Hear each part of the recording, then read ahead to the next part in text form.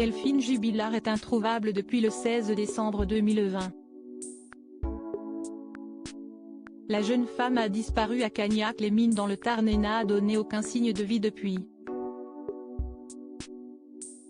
Les recherches se poursuivent mais aucun indice n'a permis de découvrir ce qui a pu lui arriver. De nouvelles révélations ont vu le jour dans les colonnes du Figaro ce dimanche 17 juillet. Celle-ci concernant la relation du couple, qui n'était pas toujours au beau fixe. En effet, Cédric Jubilard avait trompé son épouse qui, de son côté, lui a pardonné. Un écart de conduite qui s'est déroulé au début de leur relation. J'étais un gamin, j'étais jeune et bête. Elle l'a su, elle m'a pardonné. Je l'ai dit, j'ai assumé, avait-il expliqué face aux enquêteurs. 2-3 ans après, je me suis dit que c'était la femme de ma vie.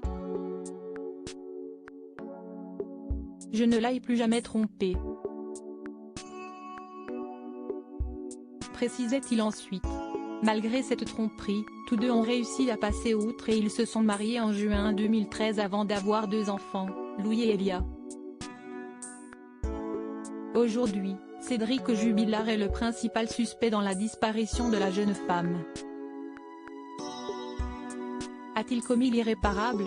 Depuis le début de cette affaire, Cédric Jubilard est pointé du doigt comme étant responsable de la disparition de l'infirmière de 33 ans. De son côté, le principal suspect est incarcéré depuis juin 2021 et il ne cesse de clamer son innocence. Toutefois, son comportement a souvent été remis en question, que ce soit par des proches ou des codétenus.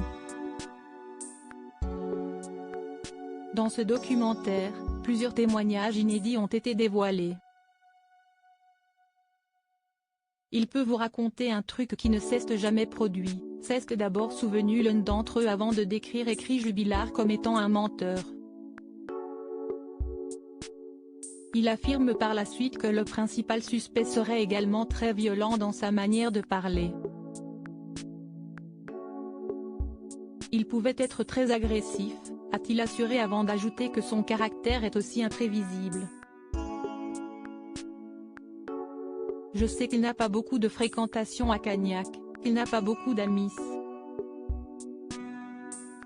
Face à sa mère, le père de famille aurait fait des menaces de mort vis-à-vis de Delphine Jubilard.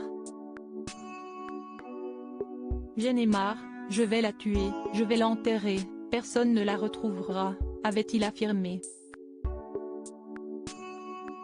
Des propos confirmés par sa mère et pour lesquels le principal concerné s'est justifié à la barre. J'étais en colère, c'était des mots jetés en l'air, avait-il expliqué lors de son audition en novembre dernier. Delphine Jubilard, où les recherches se poursuivent-elles? Malgré les mois qui passent, les proches de Delphine Jubilard ne perdent pas espoir de la retrouver. Les recherches se poursuivent et s'y est désormais le cimetière Saint-Dalmas de Cagnac-les-Mines qui est au centre de l'attention. Le corps de la jeune femme se trouverait-il dans une tombe? Celui-ci est situé non loin du domicile des Jubilard mais il y a aussi le fait que Cédric Jubilard aurait tenu des propos qui ne sont pas passés inaperçus. Une voisine a indiqué que, lors d'une battue, le principal suspect lui aurait montré comment ouvrir une tombe, assurant que ci est très simple. Des propos pris très au sérieux et des experts vont donc analyser la zone, en espérant découvrir le moindre indice. Pour rappel, Cédric Jubilard reste présumé innocent jusqu'à preuve du contraire par les autorités compétentes.